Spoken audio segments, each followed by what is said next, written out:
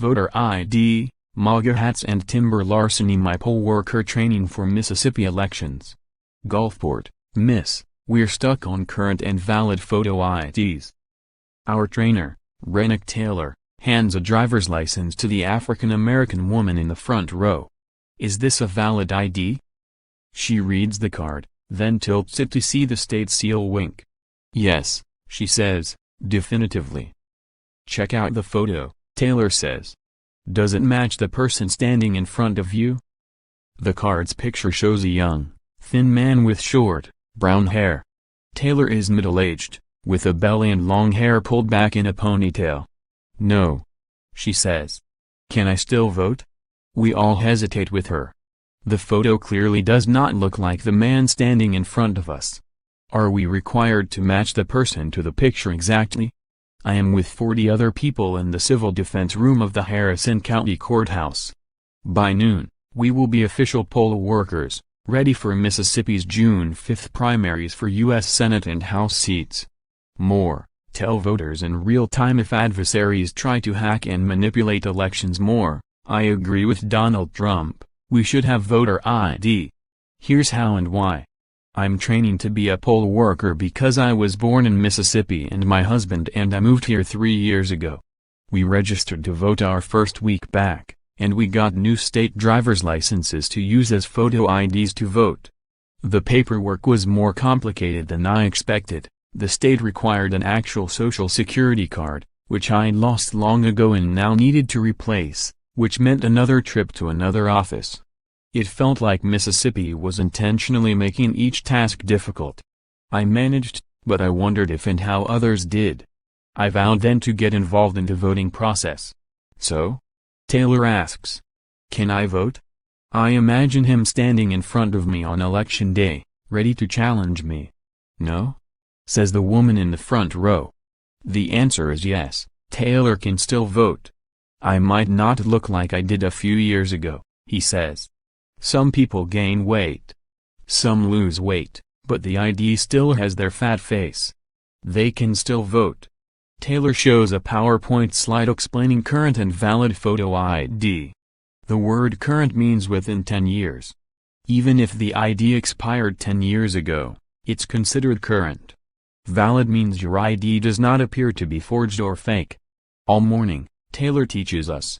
A person over 18 can present any one of these IDs, a driver's license, a photo ID card issued by a branch, department or entity of the state of Mississippi, a U.S. passport, a government employee ID card, a firearms license, a student photo ID issued by an accredited Mississippi university, college or community, junior college, a U.S. military ID, a tribal photo ID, any other photo ID issued by any branch, department, agency or entity of the U.S. government or any state government, a Mississippi voter ID card.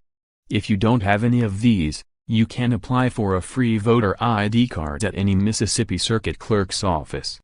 If your voter is belligerent, Taylor says, just smile. Phrasing is everything. He advises us not to say, Democrat or Republican. Rather, would you like to vote in the Democrat or Republican primary? If your voter is in the wrong precinct, tell her she must go to the precinct where she's registered. This is important. In some states, you can vote anywhere. Not in Mississippi. Taylor says it's often helpful to swing the laptop around at this point. Show them where the poll book says they need to vote, he says. The ultimate authority is the poll book. Taylor holds up the blue plastic ballot box. That's it. The paper trail. The trick will be to get the ballot safely and legally into that box. Then get that box safely and legally to the courthouse. If an unusual occurrence takes place, we fill out a form marked Unusual Occurrences. Taylor calls it the sign. The cover your ass sheet.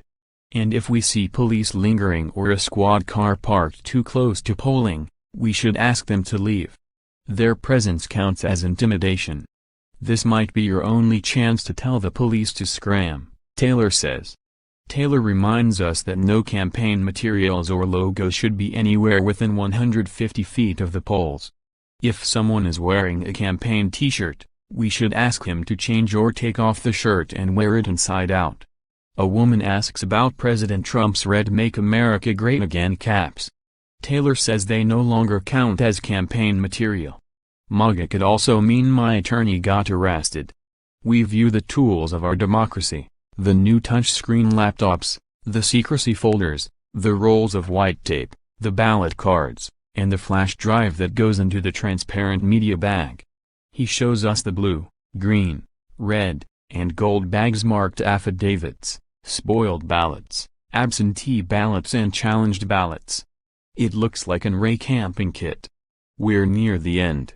Someone points out we haven't gone over challenged ballots.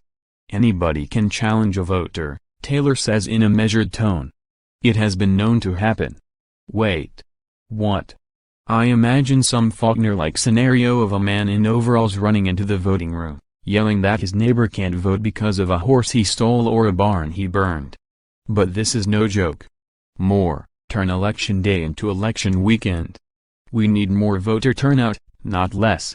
Policing the USA, a look at race, justice, media. Most people protest to vote because of the state's disenfranchising laws, Taylor says.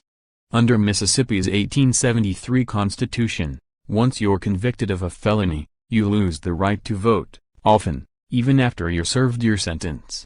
Mississippi has the second highest rate of disenfranchised voters in the country. A report from the Sentencing Project estimates that state law currently disenfranchises 218,181 Mississippians. Taylor shows us the slide listing Mississippi's disenfranchising crimes: murder, rape, bribery, theft,